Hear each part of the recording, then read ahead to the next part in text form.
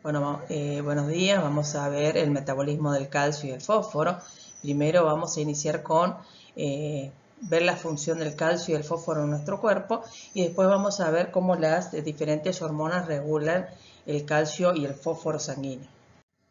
Bueno, el calcio tiene muchas funciones en nuestro cuerpo. Una de las funciones es regular la secreción hormonal. Por ejemplo, en los islotes de Langerhans del páncreas tenemos las células beta que producen insulina y la señal que induce la exocitosis del contenido de las vesículas es justamente el ingreso de calcio. El calcio también es importante para la contracción muscular porque se une, en el caso del músculo esquelético, se une el complejo troponina, tropomiosina, o sea, específicamente la troponina, y entonces permite la interacción entre los filamentos de actina y de miosina. Por otro lado, en el músculo liso se une a la calmodulina. También es el componente estructural de los huesos, es el gran reservorio formando las sales de fosfato de calcio que forman parte de la matriz de los huesos y de los dientes, de la dentina y del esmalte. También interviene en la conducción nerviosa, porque para que se produzca la sinapsis es necesario que ingrese calcio y el calcio también es la señal para producir la exocitosis de las vesículas. Por otro lado, es cofactor de muchas enzimas, activando ciertas enzimas o también inhibiéndolas, como en el caso de la 1-alfa hidroxilasa, que es producida por los riñones, y en el caso de la 1-alfa hidroxilasa, cuando se elevan los niveles de calcio en la sangre, se une en otro sitio alostérico de la enzima para inhibirla, para que no produzca más vitamina D activa. También actúa como segundo mensajero en la traducción de señales. También es importante en la coagulación sanguínea porque interviene, es importante el ingreso de calcio para la actividad de las plaquetas, que son estas, y también es importante como factor de coagulación porque es considerado el factor 4 de la coagulación. Bueno, el fosfato también es importante como componente estructural de los ácidos nucleicos, de los mononucleótidos como el ATP, como los polinucleótidos y los dinucleótidos. Acá tenemos, por ejemplo, la molécula de ADN que tiene el grupo fosfato. También es el componente estructural de los fosfolípidos de la membrana plasmática. También actúa como cofactor de enzimas, inactivándolas o también como grupos, o sea, uniéndose a zonas alostéricas, inhibiendo las enzimas. Y también es el componente estructural de los huesos y de los dientes, del esmalte y de la dentina, porque forma junto con el calcio el fosfato de calcio, que se cristaliza, forma cristales de hidroxiapatita. Y también actúa como importante buffer porque tenemos el fosfato diácido y el fosfato monoácido que están en equilibrio. Entonces el fosfato diácido es capaz de ceder protones al medio y entonces acidificar el medio, y el fosfato, o sea, actúa como un ácido débil. Y por otro lado tenemos el fosfato monoácido que es capaz de aceptar protones y actúa como una base débil alcalinizando el medio. Bueno, si bien los huesos son el gran depósito de fosfato de calcio en forma de cristales de hidroxiapatita, pero es necesario regular los niveles de calcio y de fosfato que ya vimos que cumplen una importante función. Es necesario mantener la homeostasis de estos dos elementos en sangre. ¿De qué forma? O sea, el principal efecto lo realizan dos hormonas, que es la paratormona producida por la paratiroides, la calcitonina producida por la tiroides, la célula C de la tiroides, y la vitamina D. Pero también regulan la homeostasis del calcio y el fósforo, la hormona del crecimiento, la insulina y también, por ejemplo, la actividad física y las hormonas sexuales. ¿De qué forma regulan estos factores los niveles de calcio, por ejemplo, en el hueso, estimulando la resorción ósea o la síntesis de matriz ósea?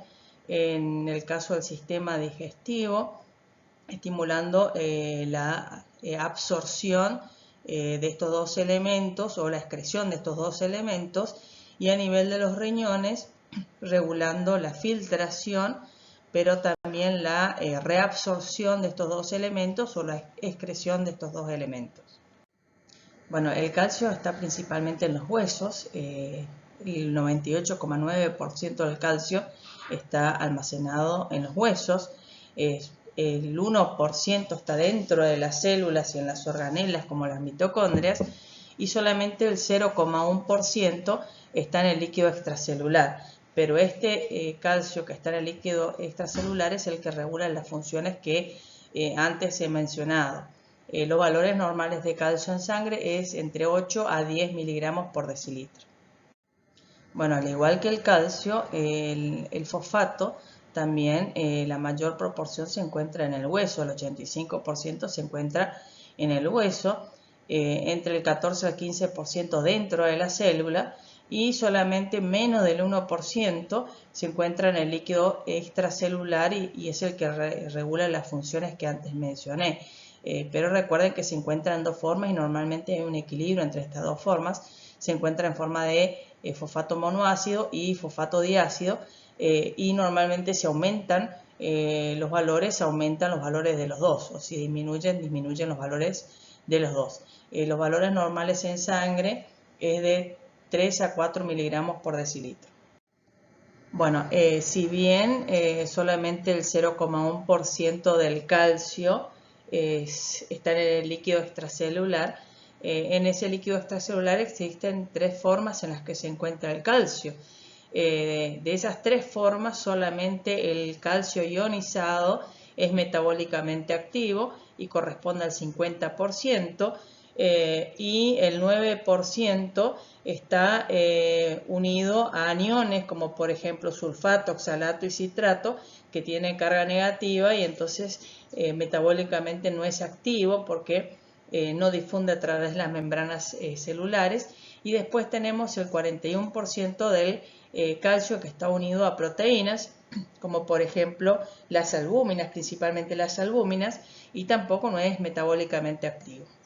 El valor normal de calcio oscila entre 8 a 10 miligramos por decilitro. Si desciende por debajo de los 8 miligramos por decilitro, la persona tiene hipocalcemia.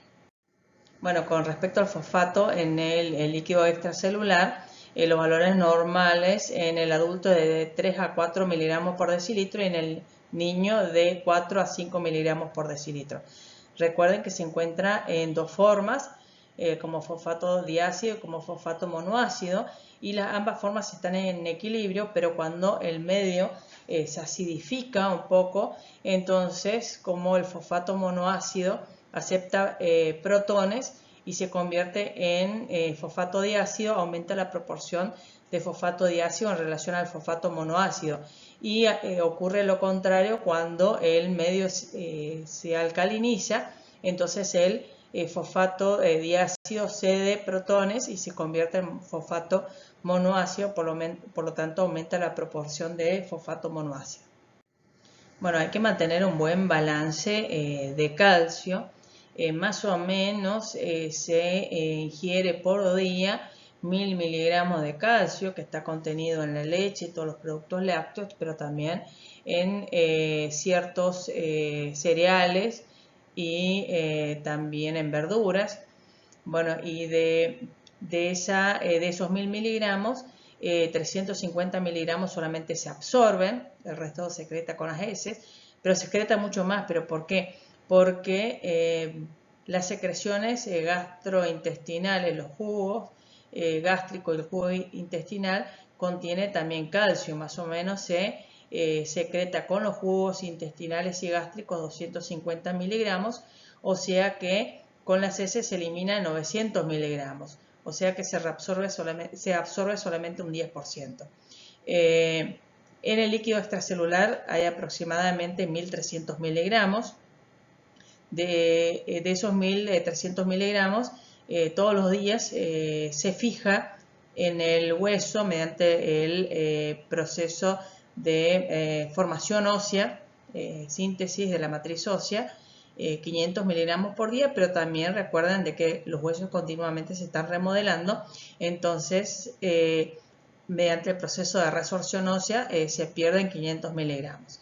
Y a nivel de los riñones se filtra 9.980 miligramos por día y se reabsorbe en 9.880 miligramos, o sea que se pierde por orina 100 miligramos.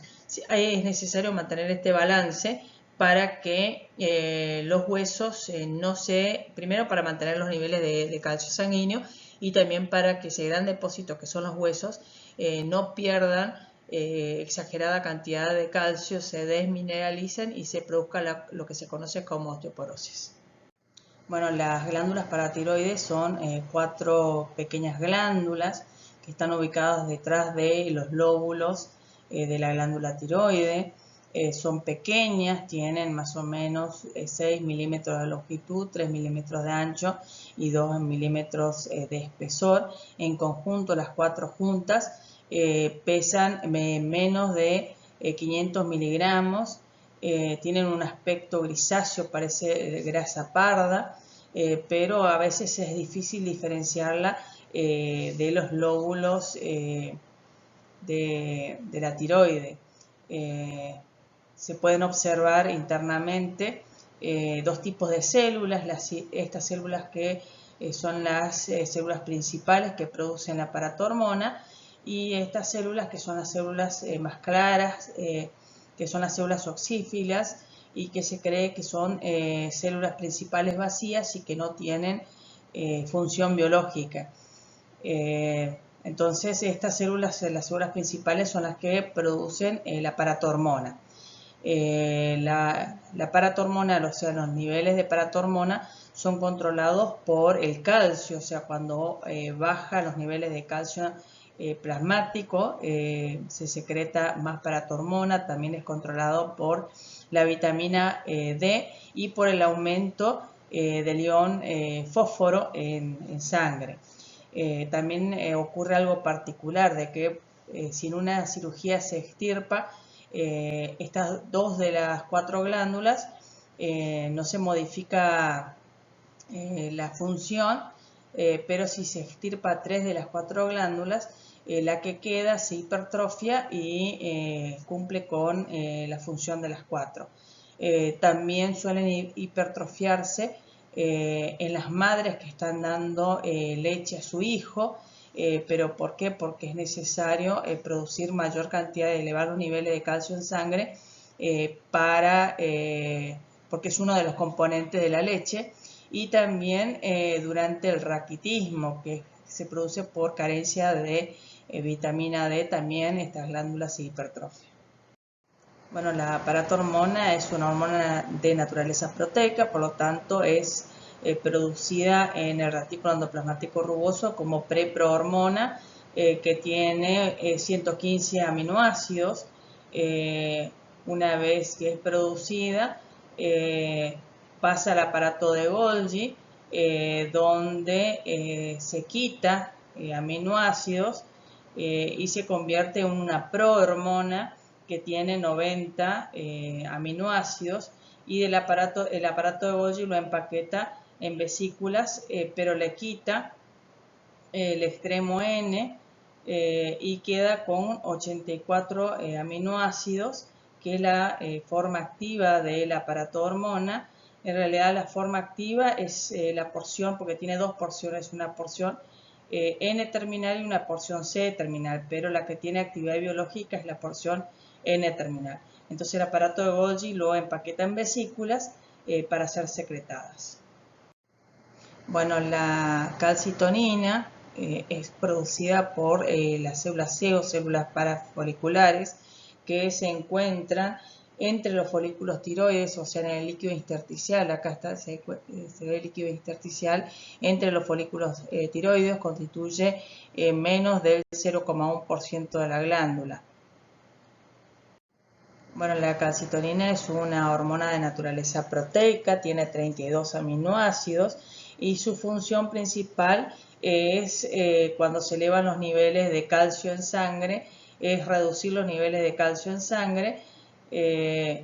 Justamente tiene efectos sobre los osteoclastos, reduciendo la resorción ósea. Entonces no se libera más calcio a la sangre, y como no se libera más calcio de la sangre, es obvio que va a descender los niveles de calcio sanguíneo.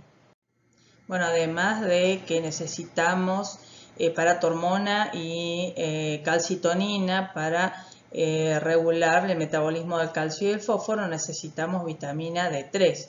La vitamina D3 es una vitamina liposoluble, al igual que la vitamina E, la K y la A, pero de esta vitamina, de la vitamina D3, solamente el 10% lo podemos incorporar a través de los alimentos, el 90% a través de la exposición a la luz solar. ¿En qué alimentos encontramos vitamina D3? En los aguacates, o sea, la palta, en los hongos y en los cítricos, pero ahí obtenemos vitamina D2 o ergocalciferol. Y en los alimentos de origen animal, como por ejemplo huevo, leche, el aceite de pescado y la carne de pescado, ahí obtenemos vitamina D3 o colecalciferol. Los dos son formas activas de la vitamina, o sea, no sirven. Pero el 90% lo obtenemos de la exposición a la radiación ultravioleta del sol, pero para eso necesitamos exponernos 20 minutos. Entonces en la piel, gracias a la radiación ultravioleta, se produce el 7-dehidroxocolicalciferol, o también conocido como calciferol o vitamina D3. Bueno, la 7-dehidrocolicalciferol o vitamina D3 inactiva pasa al hígado, donde puede ser almacenado por meses, pero si es necesario vitamina D3 porque bajan los niveles de calcio en sangre. Entonces el hígado produce una enzima conocida como 25-hidroxilasa, que es la que va a transformar el 7-dehidrocolicalciferol en 25-hidroxicolicalciferol, o también conocido como calcidiol. El 25-hidroxicolicalciferol pasa a los riñones, donde los riñones tienen una enzima conocida como 1-alfa hidroxilasa, que está presente en los túbulos, y es la que convierte el 25-hidroxicolicalciferol en 1,25 dihidroxicolicalciferol, o también conocido como calcitriol, que es la forma activa de la vitamina D3, pero esto está regulado por la concentración de la paratormona. Cuando aumentan los niveles de paratormona, se activa esta enzima y produce más forma activa de la vitamina D3. Ahora, si hay un excedente, o sea, si no es necesario producir la forma activa de la vitamina D3, entonces el 25-hidroxicolicalciferol se convierte en 24,25 dihidrocolicalciferol. Y eso, acuérdense que está todo regulado por la paratormona. Bueno, ¿cómo actúa la vitamina D3 a nivel, en su forma activa, obvio, a nivel de los enterocitos? Primero ingresan al interior de los enterocitos, y los enterocitos tienen receptores esteroides. Entonces la vitamina D3 se une al receptor esteroide, y ese complejo formado se une al receptor X-retinoide, formando un complejo que trasloca el núcleo, y en el núcleo se une a ciertas secuencias permitiendo la transcripción de genes. Eso, el transcripto pasa al, o sea, el ARN mensajero pasa al citoplasma, donde ocurre la traducción, o sea que lo que se sintetizan son proteínas. Ahora vamos a ver la función de esas proteínas. Bueno, acá tenemos otra imagen del enterocito y las proteínas que se sintetizan gracias a la vitamina D3 son varias. Proteínas de membrana, que son las que permiten el ingreso de calcio, entonces aumenta el número de proteínas de membrana que permiten incorporar mayor cantidad de calcio. También se sintetiza la calvindina, que es la que transporta por vía transcelular el calcio hasta el borde basal. También se sintetizan proteínas bomba que van a bombear el calcio al espacio intersticial y luego a la sangre. Y también se producen proteínas que producen modificaciones a nivel de uniones intercelulares para que el calcio también sea incorporado por vía paracelular. Entonces la cantidad de calcio que se absorbe a nivel intestinal va a depender del número de proteínas de membrana y del número de proteínas transportadoras. Bueno, ahora veamos cómo la vitamina D3 junto con la paratormona y la calcitonina regulan los niveles de calcio y fósforo en el líquido extracelular. Comencemos a ver una respuesta sencilla a la disminución de la calcemia. Entendemos por calcemia a la concentración de calcio que hay en sangre. Si la calcemia desciende, se van a desencadenar procesos que tenderán a restablecer la calcemia a su valor normal. La disminución de la calcemia produce un estímulo de la liberación de paratormona. Siempre que utilicemos líneas de puntos con una flecha, quiere decir que es un proceso estimulatorio. Entonces, la disminución de la calcemia va a liberar paratormona. La paratormona tendrá varios efectos. Sin hacer foco en cómo lo hace, la paratormona lo que hace es estimular el proceso de salida de calcio del hueso a través del proceso de resorción ósea, en el cual el hueso se destruye por acción de células que son los osteoclastos. De esta manera, la cantidad de calcio que vuelve a la sangre es mayor que la que ingresa, produciendo un restablecimiento de la calcemia que había disminuido. Pero no es este el único fenómeno. La paratormona también puede actuar sobre el riñón, estimulando la enzima 1-hidroxilasa, que es la enzima que transforma el 25-hidroxivitamina D en 1,25 o calcitriol. Y por otro lado, es capaz de estimular el proceso de reabsorción de calcio a nivel renal. Tenemos que saber que el riñón es un órgano encargado de depurar el plasma sanguíneo, por lo tanto, en el riñón parte del calcio filtra y se excreta formando parte de lo que se conoce la calciuria, es decir, el calcio urinario. Pero parte de este calcio que filtra puede ser reabsorbido.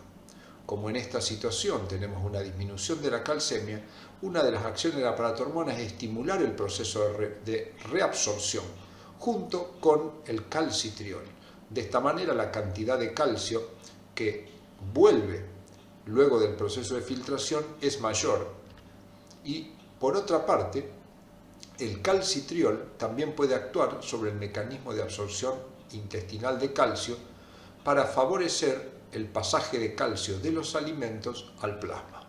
De esta manera hay un mayor ingreso de calcio, un aumento del transporte. Como podemos ver, hay tres procesos que ante una disminución de la calcemia tienden a volcar calcio a la sangre, que son el aumento de la resorción ósea, el aumento de la reabsorción renal y el aumento de la absorción intestinal. Como consecuencia de que aumentó la reabsorción renal, la calciuria, como podemos ver, ha disminuido, es decir, que ante una disminución de la calcemia vamos a tener menor cantidad de calcio perdido por orina. Veamos qué pasa ahora ante un aumento de la calcemia. Si la calcemia aumenta, en primer lugar se va a inhibir la paratormona, porque el efecto de la paratormona era aumentar los tres vectores que llevan calcio hacia la sangre. Y por otro lado, el aumento de la calcemia va a estimular la calcitonina. La calcitonina, el principal efecto que tiene es inhibir los osteoclastos, que son las células que producen la resorción ósea. Y por otro lado, inhibir la reabsorción renal de calcio.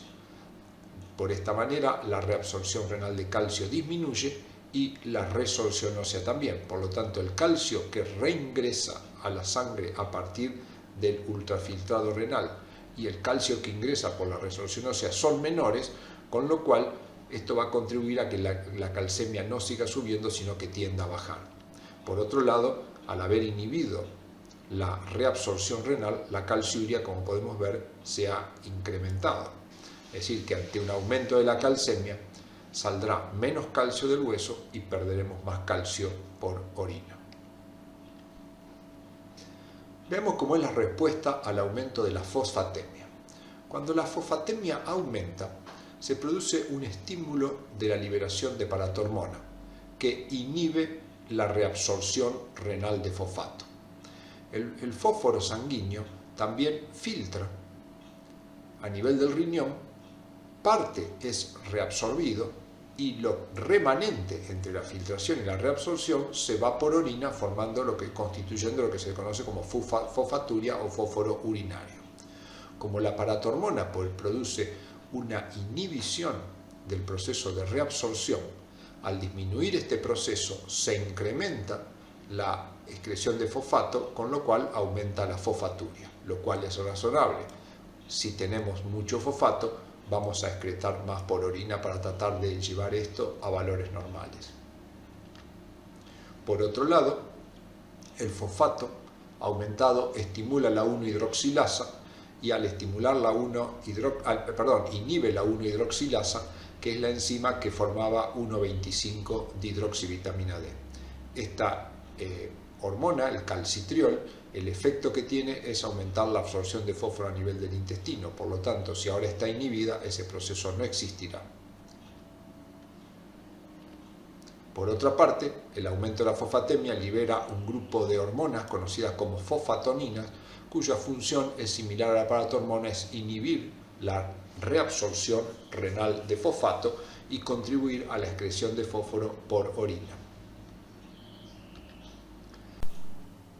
Veamos qué ocurre ahora ante una disminución de la fosfatemia.